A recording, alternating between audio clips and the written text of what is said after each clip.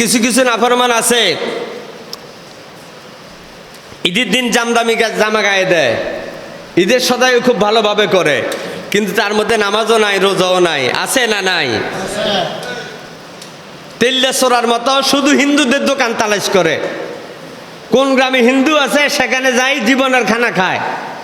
আমাদের ওই মগবাড়ির এখানে এই যে শুরু হয়েছে দোকান সাজানের, মগবাড়ি বট গাছের নিচে সারাদিন পরোটা, বহু সিএনজি গাড়ি, মুসলমানের ছেলেরা সেখানে গিয়ে আড্ডা করে। আজকে একটা ফতুয়া দিব, তুমি মাহে রমজানের রোজাকে যদি ইচ্ছাকৃত তরক করো, হাদিস শরীফ সাক্ষী তোমার মধ্যে মুসলমানই থাকবে না। আমাদের সৃষ্টিকর্তা কে? আমাদের সৃষ্টিকর্তা কে? যদি কোনো মানুষ খুব খেয়াল করেন, লা ইলাহা ইল্লাল্লাহ, আল্লাহর এই অস্তিত্বের মধ্যে যদি কেউ কোনো দ্বিধাদ্বন্দ্ব আনে, তার ঈমান থাকবে না। খুব খেয়াল করেন, আল্লাহর হুকুম ফরজ নামাজের মধ্যে যদি লোকটা কোনো রকম না ইচ্ছাকৃত নামাজ ছেড়ে দেয়, যে নামাজ পড়লে পড়লো না পড়লে নাই, মাহে রমজানের রোজা আমার ইচ্ছা মতো রাখবো, আমার ইচ্ছা মতো ছেড়ে দেব, এই তিনটা জিনিস যদি মানুষ কেউ ইচ্ছাকৃত যদি অস্বীকার করে, লোকটার মধ্যে মুসলমানই থাকবে না। কন্যা নাউজুবিল্লাহ। হাশর ময়দানে আল্লাহ রাব্বুল আলামিন বলবে, আইনা আহলুল্লাহ। কথা খেয়াল করেন, আইনা আহলুল্লাহ, আমার পরিবারের লোকেরা কই? ফেরেশতারা বলবে, আল্লাহ আপনি সূরা ইখলাসে, সূরা ইখলাস কোন সূরা এটা পারেন তো আপনারা? কেন এটা কোন সূরা কোন তো দেখি? কুল হুয়াল্লাহ সূরা। তা আপনি সূরা কুল হুয়াল্লাহর মধ্যে, সূরা ইখলাসের মধ্যে আপনি বলছেন আপনি এক, আপনার কোনো শরীক নাই, আপনি কাউকে জন্ম দেন নাই, আপনাকেও কেউ জন্ম দেয় নাই। আল্লাহ কয়জন? কথা কইয়েন, কয়জন? আপনার সমকক্ষ কেউ নয়। এখন আপনি বলতেছেন, আপনি ডাকতেছেন আপনার পরিবারের লোকদেরকে, তারা কারা?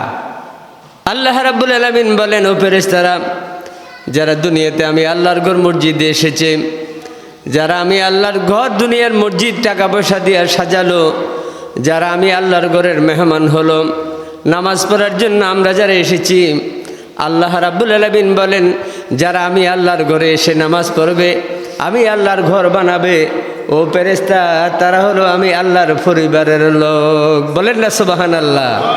এই ঘর কার? সবাই কোন এই ঘর কার? তাহলে আমরা মেহমান কার?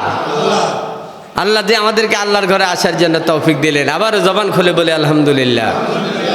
সম্মানিত সুধী, আল্লাহ রাব্বুল আলামিন কোরআনে কারিমে ওয়াজ করেন, কোরআনে কারিমে আল্লাহ পাক ইরশাদ করেন, ইয়া আইয়ুহাল্লাযীনা আমানু কুতিবা আলাইকুমুস সিয়াম। এই দুনিয়ার সকল মুমিনদেরকে আমার আল্লাহ ডেকে বলেন, হে ঈমানদারেরা, কুতিবা আলাইকুমুস সিয়াম, আমি আল্লাহ রাব্বুল আলামিন তোমাদের উপরে ফরজ করে দিয়েছি মাহে রমজানের রোজা। বলুন না সুবহানাল্লাহ। হুকুম কার? কথা কইেন, হুকুম কার? শুধু আমাদের উপরে এটা জোর জবরদস্ত করে শেষ জামানার নবীর উম্মতের উপরে আল্লাহ ফরজ করেন নাই, সকল নবীদের উম্মতের উপরেও মাহে রমজানের রোজা ফরজ ছিল। এই হুকুম আল্লাহর। এই হুকুম কার? আল্লাহর। আল্লাহ রাব্বুল আলামিন বলেন, তোমাদের উপরে মাহে রমজানের রোজা ফরজ করেছি। আমরা আল্লাহর ফরজ যেটা, আল্লাহর হুকুম যেটা, এটা আমরা মানতেই হবে। কথা বলেন ঠিক কিনা? নবীজি বলেন, মাহে রমজানের প্রথম রোজা থেকে শেষ রোজা পর্যন্ত আমরা যেদিন আসমানের মধ্যে চাঁদ দেখব, আমরা ওই দিন রাত্রে ভাত খাব। আবার যখন নতুন করে চাঁদ উঠবে, আমরা তারাবি নামাজ পড়বো না, পরের দিন আমরা ঈদ করব।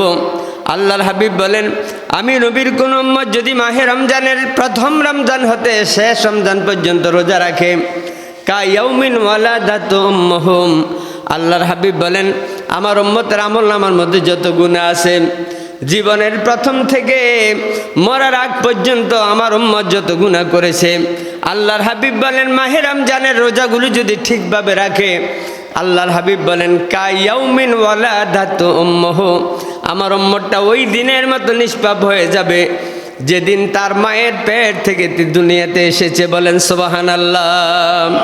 সন্তান যখন মায়ের পেট থেকে দুনিয়াতে আসে, তার আমলনামার মধ্যে কি কোনো গুনাহ থাকে? আমরা ছোট সন্তানটাকে বলি মাসুম, মানে বেগুনা।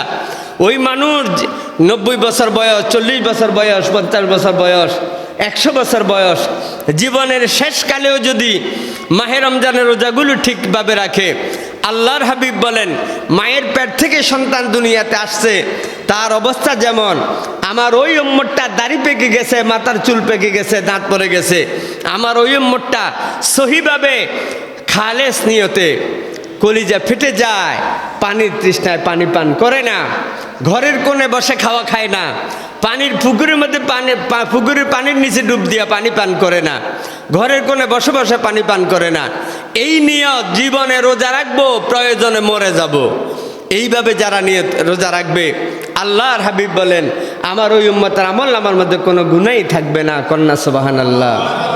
আল্লাহর হাবিব হাদিস শরীফের মধ্যে আরো ঘোষণা করেন লিকুল্লি শাইইন সিকালাতুন, খুব খেয়াল করেন, ও সিকালাতু জাসাদিস সাওম। আল্লাহর হাবিব বলেন প্রত্যেকটা জিনিস পরিষ্কার করার মেডিসিন আছে। আমার উম্মতের শরীর পরিষ্কার করার জন্য বলবেন হুজুর আমাদের শরীর পরিষ্কার কি? আমাদের শরীরের মধ্যে পায়খানা প্রস্রাব লাগে নাই তো, এটা শরীর পরিষ্কারের অর্থ কি? আমাদের শরীরে আমাদের কলবে গুনাহ আছে, আসেনি? কথা কন্যাকা গুনাহ আছে তো। এই জন্য আমার নবী বলছেন যে সিকুল্লি শাইইন সিকালাতুন, প্রত্যেকটা জিনিস পরিষ্কার করার মেডিসিন আছে। ও সিকালাতুল জাসাদিস সাওম, তোমার কলবে যে গুনাহ আছে, গুনার মরিচা দাগ আছে, এই তোমার কলবের তোমার শরীরের গুনার পরিষ্কার করার মেডিসিন হলো সাওম নামক মেডিসিন। বলেন না সুবহানাল্লাহ। আমি আরবিতে বলছি সাওম, এখন আপনারা হয়তো বলবেন সাওম কিতা হুজুর? এটা হলো এক বাংলা কথা, হলো রোজা। এটার নাম কি? রোজা। শরীর, আমাদের শরীর যে অপবিত্র মানে গুনাহ থাকার কারণে, এই শরীর পরিষ্কার করার মেডিসিন হলো মাহে রমজানের রোজা। কন্যা সুবহানাল্লাহ। মাঝে মাঝে দিয়ে একটা ফ্যান দেন, ফ্যান দিতেন। সাল্লাল্লাহু আলা মুহাম্মাদ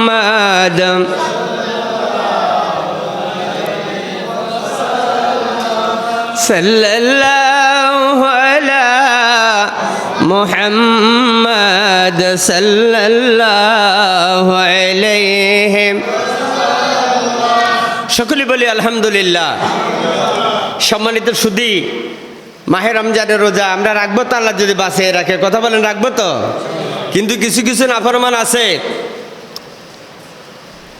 ঈদের দিন জামদামি জামা গায়ে দেয়, ঈদের সদাই খুব ভালোভাবে করে, কিন্তু তার মধ্যে নামাজও নাই, রোজাও নাই। আছে না নাই? তেল্লা সোরার মতো শুধু হিন্দুদের দোকান তালাশ করে। কোন গ্রামে হিন্দু আছে সেখানে যাই জীবনের খানা খায়। আমাদের ওই মগবাড়ির এখানে এই যে শুরু হয়েছে দোকান সাজানের, মগবাড়ি বট গাছের নিচে সারাদিন পরোটা, বহু সিএনজি গাড়ি, মুসলমানের ছেলেরা সেখানে গিয়ে আড্ডা করে। আজকে একটা ফতুয়া দিব, তুমি মাহে রমজানের রোজাকে যদি ইচ্ছাকৃত তরক করো, হাদিস শরীফ সাক্ষী তোমার মধ্যে মুসলমানই থাকবে না। আমাদের সৃষ্টিকর্তা কে?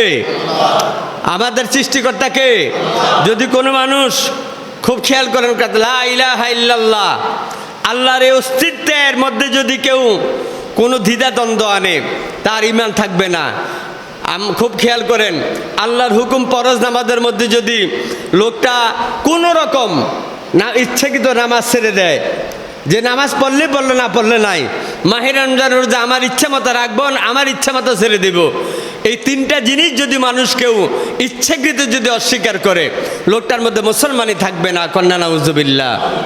পেয়ারা হাজিরিন, সম্মানিত সুধী, আপনাদের খেদমতে আরজ করব, যদি গুনাহ মাফ পাইতে চাই, যদিও আমি হাদিস কানা ইবনে মাজার হাদিস আপনাদের সামনে এখানে বলেছি, এটার অনেক বড় ব্যাখ্যা। রোজাদার ওই লোককে বলে যেই রোজাদার কোনো মানুষের সাথে পাশা কথা বলে না। কোনো মানুষ তার সাথে ঝগড়া করার জন্য আসলে ওই লোকটা বলবে ভাই আমি একজন রোজাদার। ওই রোজাদারের এই দরওয়াজা আল্লাহর কাছে, ওই মহান দরজা আল্লাহর কাছে পাবে। আল্লাহর হাবিব ইরশাদ করেন, আমার যে উম্মত মাহে রমজানে আল্লাহকে রাজি খুশি করার জন্য রোজা রাখবে, যে আশ-শাহরু সবরুন, মাহে রমজান মাস হলো ধৈর্যের মাস, ও সবরু ফিল জান্নাহ, মাহে রমজানে যারা ধৈর্য ধারণ করে রোজা রাখবে তারাই আল্লাহর জান্নাতে যাবে। কন্যা সুবহানাল্লাহ। এটা আমার বানানো কথা নয়, এটা আমার বাপদাদা দিদা বানানো কথা নয়। যেই মানুষগুলো মাহে রমজানে সঠিকভাবে রোজা রাখবে, ওই রোজা নামক আবাদতে আল্লাহর বান্দার কবর থেকে বেহেশতে যাওয়ার পর্যন্ত যত ঘাটি আছে সব ঘাটিগুলো আল্লাহর বান্দার বন্ধু হয়ে আল্লাহর বান্দাকে আল্লাহর জান্নাতে পৌঁছাই দেবে। বলেন না সুবহানাল্লাহ। প্যারা হাজিরিন, আল্লাহ পাক যেন আমাদেরকে সুস্থ দেহে মাহে রমজানের রোজাগুলো রাখার তৌফিক দেয়। সকলে বলি আমিন। ওয়া আখির দাওয়ানা আনিল হামদুলিল্লাহি রাব্বিল আলামিন। যারা সুন্নাত পড়েন নাই সারিয়া সুন্নাত পড়ে নেন।